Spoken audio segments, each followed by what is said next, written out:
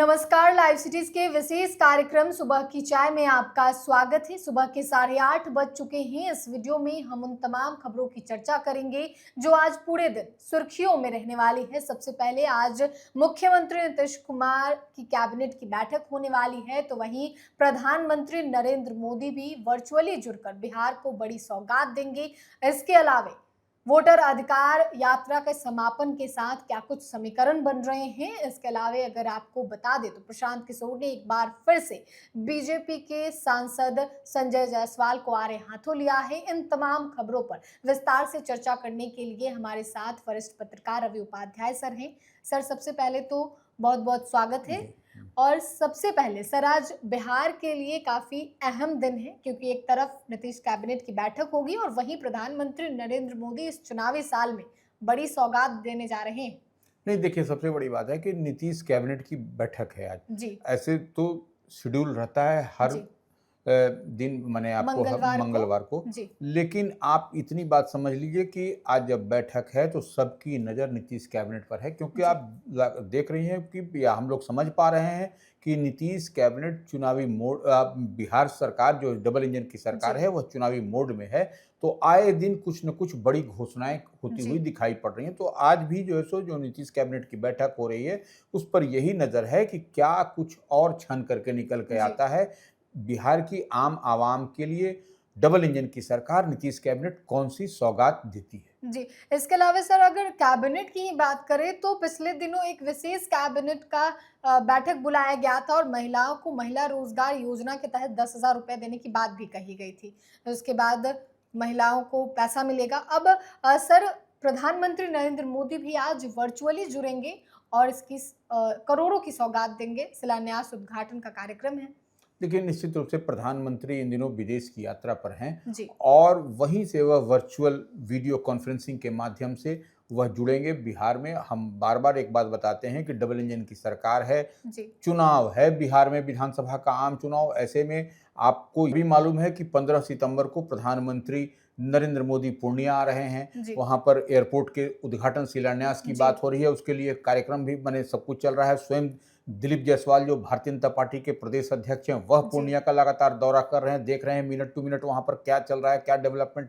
तो ये एक बड़ी सौगात की बात है। तो निश्चित रूप से आज प्रधानमंत्री जब वीडियो कॉन्फ्रेंसिंग के माध्यम से जुड़ेंगे तो कई ऐसे योजनाओं का शिलान्यास और उद्घाटन होगा और उसमें आपको दोनों उप मुख्यमंत्री रहेंगे, नीतीश कैबिनेट के मिनिस्टर रहेंगे, स्वयं मुख्यमंत्री नीतीश कुमार भी रहेंगे। और ये एक बड़ी बात है और इसकी जानकारी भी प्रदेश अध्यक्ष भाजपा है जो दिलीप जायसवाल है उन्होंने दी है और कहा भी है कि प्रधानमंत्री वीडियो कॉन्फ्रेंसिंग के माध्यम से जुड़ करके, और सबसे बड़ी बात है जीविका दीदी को सौगात की बात कही जा रही है। तो वो अब क्या होता है यह दिखाई पड़ेगा, लेकिन अब कहा जा रहा है यह भी कि 23 लाख जो है सो महिलाएं इस कार्यक्रम को वर्चुअली जो है सो सुनेंगी, इसको देख सकेंगी, सुनेंगी, ये समझ पाएंगी। तो यह एक बड़ी बात है। अब देखने वाली बात है कि आज प्रधानमंत्री की कौन कौन सी किन किन योजनाओं को शिलान्यास और उद्घाटन करते हैं। इसके अलावा सर, 3 तारीख जो है 3 सितंबर काफी अहम दिन है बिहार चुनाव के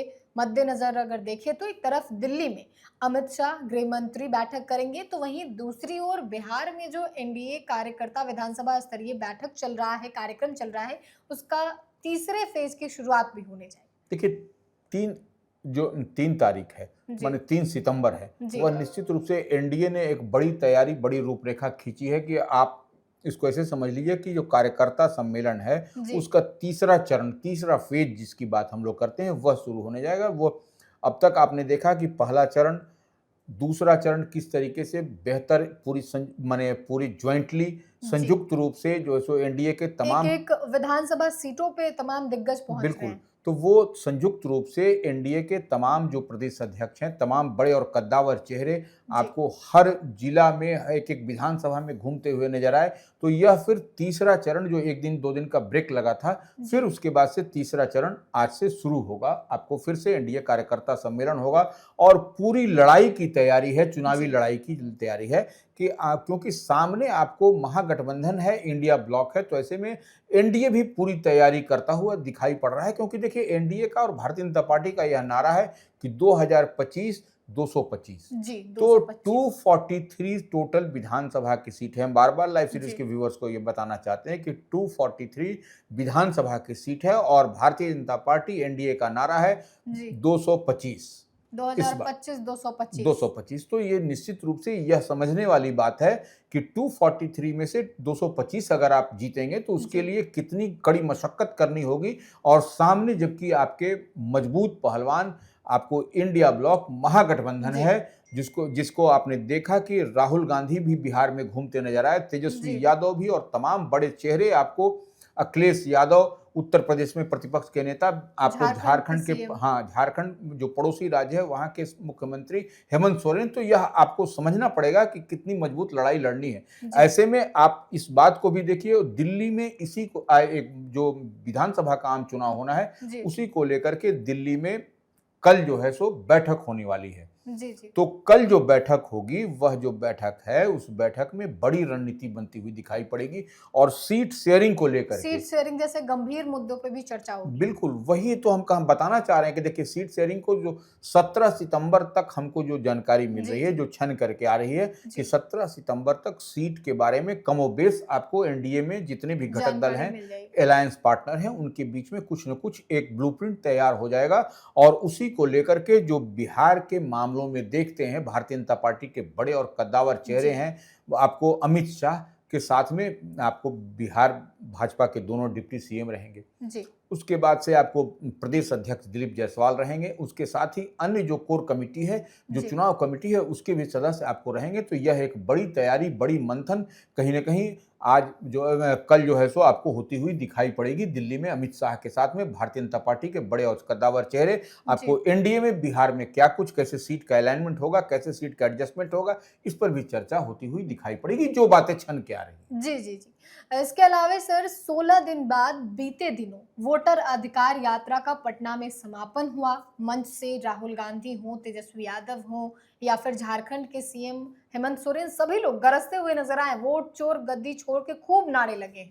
नहीं देखिए, ये वोटर अधिकार यात्रा, हम बार जी। बार एक बात कहते हैं कि लोकसभा में नेता प्रतिपक्ष आपको राहुल गांधी, जी। जो किसी भी राज्य में 16 दिन तक कभी भी कैंप नहीं किया, जी। यह पहला अवसर है कि जब 16 दिन तक बिहार में जो है सो राहुल गांधी वोटर अधिकार यात्रा को लेकर के कैंप करते नजर आए। जी। और आपने देखा भी कि कई जो इंडिया ब्लॉक के जो बड़े और कद्दावर चेहरे हैं, देश भर के स्तर पर कई मुख्यमंत्री आपको दिखाई पड़े। आपको अंतिम दिन आपको हेमंत सोरेन भी, झारखंड के मुख्यमंत्री भी आपको दिखाई पड़े। लालू प्रसाद यादव से भी उन्होंने मिला, तेजस्वी यादव से भी जाके हेमंत सोरेन मिले। तो यह एक बड़ी लड़ाई की तैयारी है, चुनावी लड़ाई की तैयारी है। और कहीं न कहीं इस बार जो महागठबंधन इंडिया ब्लॉक है, वह इतनी मजबूत लड़ाई की तैयारी में है कि जी। आपको एनडीए को भी जो है सो सोचने पर विवश करता हुआ दिखाई पड़ रहा है। क्योंकि आप देख पा रहे हैं कि राजेश रंजन उर्फ पप्पू यादव, जी। जो निर्दलीय पूर्णिया से सांसद हैं, आप इतने नहीं, कन्हैया कुमार से जो तेजस्वी यादव दूरी बनाए हुए रखते थे, जी। तेजस्वी यादव भी महागठबंधन इंडिया ब्लॉक की वोटर अधिकार यात्रा जो चल रही थी 16 दिन जी। तक 25 जिलों से होकर के जो गुजरी है, जी। तो वो उसमें वह भी दिखाई पड़े। तो यह एक बड़ी मजबूत लड़ाई की तैयारी का आगाज कम से कम हम कह सकते जी। हैं कि कांग्रेस ने किया है, राहुल गांधी ने किया है। और कांग्रेस निश्चित रूप से, आप जो जितने जगहों से, जितने जिलों से वोटर अधिकार यात्रा गुजरी है, जी। कुछ न कुछ इसका इम्पैक्ट आपको इस बार के विधानसभा के आम जब चुनाव होगा उसमें आपको देखने को क्या दिखाई पड़ेगा। क्योंकि ये एक मजबूत लड़ाई, एक बड़ी लकीर, आपको बेरोजगारी पलायन की जो बात होती है, अब तक बिहार में सिर्फ विकास विकास का नारा दिया जाता था, बेरोजगारी और पलायन पर कोई बात नहीं करता था। तो निश्चित रूप से राहुल गांधी हो, जो लोकसभा में नेता प्रतिपक्ष हैं, या विधानसभा में नेता प्रतिपक्ष तेजस्वी यादव, इसको एक अहम मुद्दा बना करके सामने लोगों के परोसा है। तो निश्चित रूप से यह एक बड़ी लड़ाई और बड़े जंग की तैयारी है राजनीतिक रूप से। आपको आने वाले समय में जब विधानसभा चुनाव की डुगडुगी बजेगी तो आपको दिखाई होता हुआ पड़ेगा। जी। इसके अलावा सर, अगर एक नई जानकारी, हालांकि लाइव सीरीज के दर्शकों को पहले ही मिल गई थी कि अब बिहार के नए मुख्य सचिव जो है वो प्रत्यय अमृत होंगे 1 सितंबर से, यानी बीते दिनों से ही उन्होंने पदभार ग्रहण कर लिया। मुख्यमंत्री नीतीश कुमार से भी उन्होंने मिले हैं।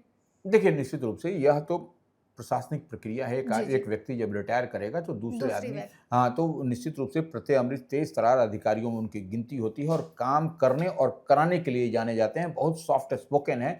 तो वह निश्चित रूप से मुख्य सचिव बिहार होंगे, तो लोगों को, आम आवाम को बड़ी उनसे अपेक्षा है, क्योंकि जिन जिन विभागों में वह एसीएस के पद पर रहे, जी। उस विभाग में उन्होंने बड़ी मजबूती के साथ जिम्मेवारी का निर्वहन किया। और उस विभाग की जो हम बात करते हैं, जिस भी जी। विभाग में आप प्रत्यय अमृत रहे, तो वह विभाग आपको कुछ न कुछ आम आवाम के लिए करता हुआ दिखाई जी। पड़ा। तो निश्चित रूप से जब मुख्य सचिव की जिम्मेवारी उन्होंने संभाल ली है, तो अब बिहार को भी उनसे बड़ी उम्मीद है। और बड़ी आने वाले समय में हमको लगता है कि निश्चित रूप से बिहार के आम आवाम को उनसे जो उम्मीद पाल रखी है, उस पर वो जी। खरा उतरते हुए दिखाई पड़ेंगे। जी।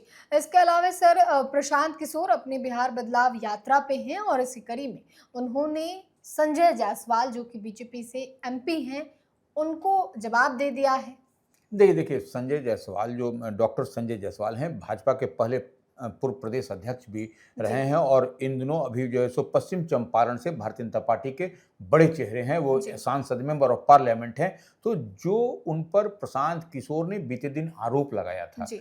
वो जमीन इनलाइनमेंट को लेकर के जी, जो जी। कही थी, पेट्रोल पंप और क्या रेलवे ट्रैक, आरओबी वगैरह हाँ, आरओबी को लेकर के, तो उसी पर उन्होंने एक अ, नोटिस भेजा। नोटिस भेजा है कि उस 15 दिन के अंदर में प्रशांत किशोर जो जनसुराज के सूत्रधार हैं, और तो वो जो है सो सिर्फ अनर्गल सिर्फ बात कह रहे हैं, यह जी। बात कही सबूत उन्होंने, पेश करें। सबूत पेश करें, और नहीं तो फिर सार्वजनिक रूप से माफी मांगे, जी। नहीं तो फिर वो आगे की कार्रवाई के लिए, कानूनी कार्रवाई करें। कानूनी कार्रवाई के लिए संजय जायसवाल ने कहा है कि वह स्वतंत्र होंगे और करेंगे भी। जी। तो ये अब देखने वाली बात है कि क्या जो कागजी लड़ाई अब चल रही थी, अब आमने सामने की लड़ाई होगी, क्या होगा, देखने वाली बात है।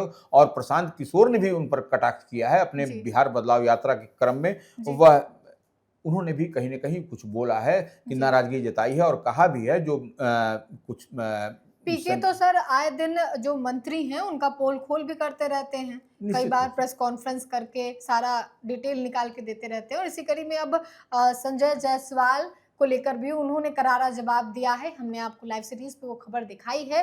तो इस वीडियो में हमने आपको उन तमाम खबरों की जानकारी दी है जो आज पूरे दिन सुर्खियों में रहेगी। आज बिहार को एक बड़ी सौगात मिलने वाली है। एक तरफ जहां नीतीश कैबिनेट की बैठक होगी, तो वहीं पीएम मोदी के द्वारा भी करोड़ों के सौगात दिए जाएंगे।